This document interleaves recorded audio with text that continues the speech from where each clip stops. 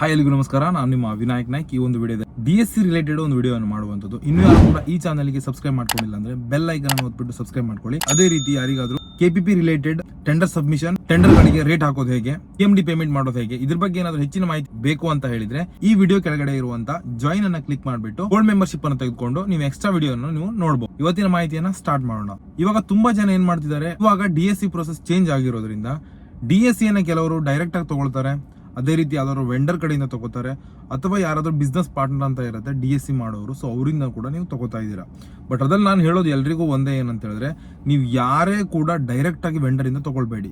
So DSC ಅನ್ನ ಯಾರು ಮಾಡ್ತಾರಲ್ಲ, ಬಿಸ್ನೆಸ್ ಪಾರ್ಟ್ನರ್ ಅಂತ ಇರ್ತಾರೆ DSC ಕಡೆಯಿಂದ, ಸೊ ಅವ್ರ ಕಡೆಯಿಂದಾನೇ DSC ನ ಪರ್ಚೇಸ್. ತುಂಬಾ ಜನ ಪ್ರಾಬ್ಲಮ್ ಮಾಡ್ಕೊಂಡಿದ್ದಾರೆ. ಯಾಕಂತಂದ್ರೆ DSC ಮೊದ್ಲೇ ಹೇಗಿತ್ತು, ಬಿಸ್ನೆಸ್ ಪಾರ್ಟ್ ಲಾಗಿನ್ ನಲ್ಲಿ ಜನರೇಟ್ ಆಗ್ತಾ ಇತ್ತು ಪ್ರತಿಯೊಂದು DSC ಅನ್ನು. ಬಟ್ ಇವಾಗ ಆಗಿಲ್ಲ, ಪ್ರೊಸೆಸ್ ತುಂಬಾ ಚೇಂಜ್ ಆಗಿದೆ. ಇವಾಗ ನೀವು DSC ರೆಡಿ ಮಾಡೋದು ಬಿಸ್ನೆಸ್ ಪಾರ್ಟ್ನರ್ ID ಹಾಕ್ಬಿಟ್ಟು DSC ನ ಜನರೇಟ್ ಆಗುತ್ತೆ. ಬಟ್ ಇವಾಗ ತುಂಬಾ ಜನ ಏನ್ ಮಾಡ್ತಾರೆ, ತುಂಬಾ ಕಂಪನಿಗಳು ಇದೆಯಲ್ಲ DSC ಮಾಡುವಂತ ತುಂಬಾ ಕಂಪನಿಗಳು, ಅವ್ರೇನ್ ಮಾಡ್ತಾರೆ, ಡೈರೆಕ್ಟ್ ಆಗಿ ನಿಮ್ಗೆ ಕಾಲ್ ಮಾಡ್ಬಿಟ್ಟು ನಾವು DSC ಮಾಡ್ಕೊಡ್ತೀವಿ ಅಂತ ಹೇಳ್ಬಿಟ್ಟು DSC ಅನ್ನ ಮಾಡ್ಕೊಡ್ತಾರೆ ಕೆಲವೊಂದು ಕಂಪನಿಗಳು. ಅವ್ರು ನಿಮ್ಗೆ ಏನಕ್ಕೆ ಅಂತಾನು ಕೇಳಲ್ಲ. ಈಗ ತುಂಬಾ ಜನ ಏನ್ ಮಾಡ್ಕೊಂಡಿದ್ದಾರೆ, DSC ಅನ್ನ ಮಾಡ್ಕೊಂಡಿದ್ದಾರೆ. ಈ ಡೈರೆಕ್ಟ್ ಆಗಿ ಅವರೇ ಕಾಲ್ ಮಾಡ್ತಾರೆ, ನಿಮ್ಗೆ DSC ಬೇಕು ಅಂತ ಹೇಳಿದ್ರೆ ಎಂಕ್ವೈರಿ ಕೇಳ್ತಾರೆ. ಸೊ ನೀವು DSC ಅನ್ನ ಡೈರೆಕ್ಟ್ ಆಗಿ ತಗೋತೀರಾ.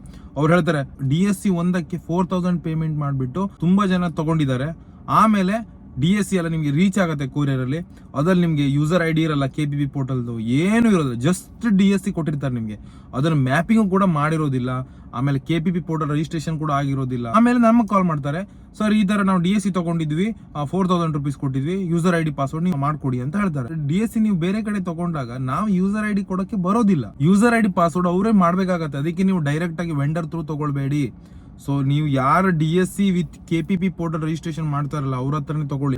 ಕರ್ನಾಟಕ ಟೆಂಡರ್ ರಿಲೇಟೆಡ್ ಯಾವುದೇ ಟೆಂಡರ್ ತಗೊಳ್ಬೇಕಂದ್ರೂ ಕೂಡ KPP ಪೋರ್ಟಲ್ ರಿಜಿಸ್ಟ್ರೇಷನ್ ಆಗಬೇಕು. KPP ಪೋರ್ಟಲ್ ರಿಜಿಸ್ಟ್ರೇಷನ್ ಆಗಬೇಕು ಅಂದ್ರೆ ಫಸ್ಟ್ ಈಗ ಡಿಜಿಟಲ್ ಸಿಗ್ನೇಚರ್ಸ್ ಬೇಕಾಗುತ್ತೆ, ಅದಾದ್ಮೇಲೆ ಒಂದು ಅಫಿಡವಿಟ್ ಫಾರ್ಮೆಟ್ ಬೇಕಾಗುತ್ತೆ, ಬ್ಯಾಂಕ್ ಡೀಟೇಲ್ಸ್, ಪ್ರತಿಯೊಂದು ಡೀಟೇಲ್ಸ್ ಅಲ್ಲಿ ವೆರಿಫಿಕೇಶನ್ ಎಲ್ಲ ಬೇಕಾಗುತ್ತೆ. ಇದೇ ಕಾರಣಕ್ಕೆ ಇದು ಎರಡನ್ನೂ ಮಾಡೋರ ಹತ್ರ ನೀವು DSC ನ ತಗೊಳ್ಳಿ. ಇವಾಗ GST ಇಂಥದ್ದು ಬೇಕಾದ್ರೆ ನೀವು ಬೇಕಾದ್ರೆ ಡೈರೆಕ್ಟ್ ಅವ್ರ ಕಡೆಯಿಂದ ಪರ್ಚೇಸ್ ಮಾಡ್ಬೋದು. ಬಟ್ ರೇಟ್ಗಳು ತುಂಬಾ ಹೈ ಕೇಳ್ತಾರೆ ಅವರು, 4000 ಅಂತಾರೆ ಜಸ್ಟ್ DSC ಮಾತ್ರ. ಆ ಸೇಮ್ ಅಮೌಂಟ್ ಅಲ್ಲಿ ನಿಮ್ಗೆ DSC ಮತ್ತೆ ಯೂಸರ್ ID ಪಾಸ್ವರ್ಡ್ ಕೂಡ ಬರುತ್ತೆ. ಅದೇ ಕಾರಣಕ್ಕೆ ನಾ ಎಲ್ರಿಗೂ ಹೇಳೋದು ಒಂದೇ, ಕಡಿಮೆ ಆಯ್ತು ಜಾಸ್ತಿ ಆಯ್ತು ಅಂದ್ಕೊಂಡು ಆನ್ಲೈನ್ ಅಲ್ಲಿ ಕಾಲ್ ಮಾಡ್ತಾರೆ ಅಂದ್ಕೊಂಡು DSC ಹೊರಗಡೆ ತಗೊಳ್ಬೇಡಿ.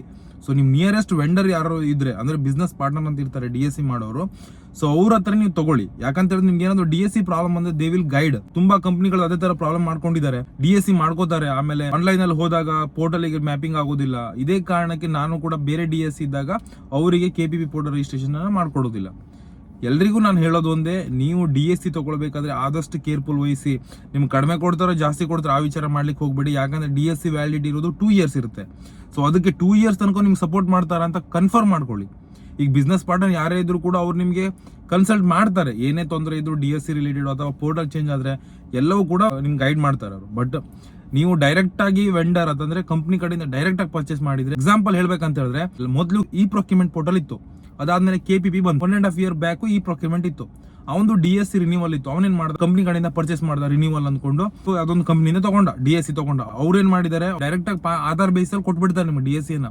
ಅವ್ನು DSC ತಗೊಂಡ, ಈ ಪ್ರೊಕ್ಯೂರ್ಮೆಂಟ್ ನಡೀತು, ಕರೆಕ್ಟ್ ಆಗಿತ್ತು, ಏನ್ ತೊಂದರೆ ಇಲ್ಲ. ಆಮೇಲೆ KPP ಪೋರ್ಟಲ್ ಬಂತಲ್ವಾ, KPP ಪೋರ್ಟಲ್ ಬಂದಾಗ ಏನಾಯ್ತು, ಸೇಮ್ DSC ವ್ಯಾಲಿಡಿಟಿ ಕಂಟಿನ್ಯೂ ಇತ್ತು. ಅವನು ಇದು ಕೊಟ್ಬಿಟ್ಟು ಮ್ಯಾಪಿಂಗ್ ಟ್ರೈ ಮಾಡ್ದ. ಸೊ ಆಧಾರ್ ಬೇಸ್ ಇರೋದ್ರಿಂದ DSC ಇಲ್ಲಿ ತಗೊಳ್ಳೋದಿಲ್ಲ.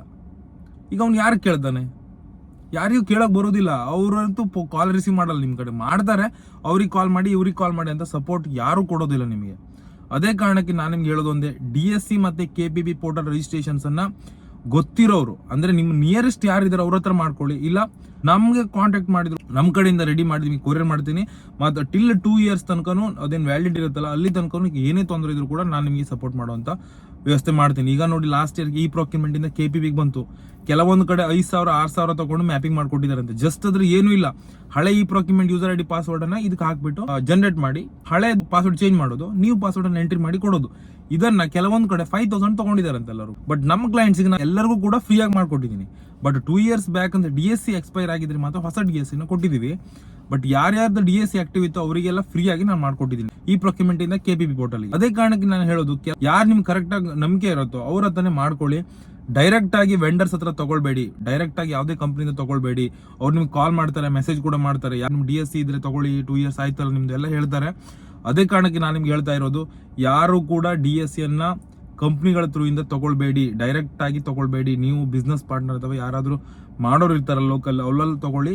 ಇಲ್ಲ ನಿಮ್ಗೆ ಬೇಕು ಅಂತ ಹೇಳಿದ್ರೆ ನನ್ನ ನಂಬರಿಗೆ ಕಾಂಟ್ಯಾಕ್ಟ್ ಮಾಡಿ, ನಾವು ಕಂಪ್ಲೀಟ್ ಆಗಿ ನಿಮ್ಗೆ ರೆಡಿ ಮಾಡಿ ಕಂಪ್ಲೀಟ್ ಆಗಿ KPP ಪೋರ್ಟಲ್ಗೆ ಸೆಟಪ್ ಮಾಡಿ ಕೊಡ್ತೀನಿ.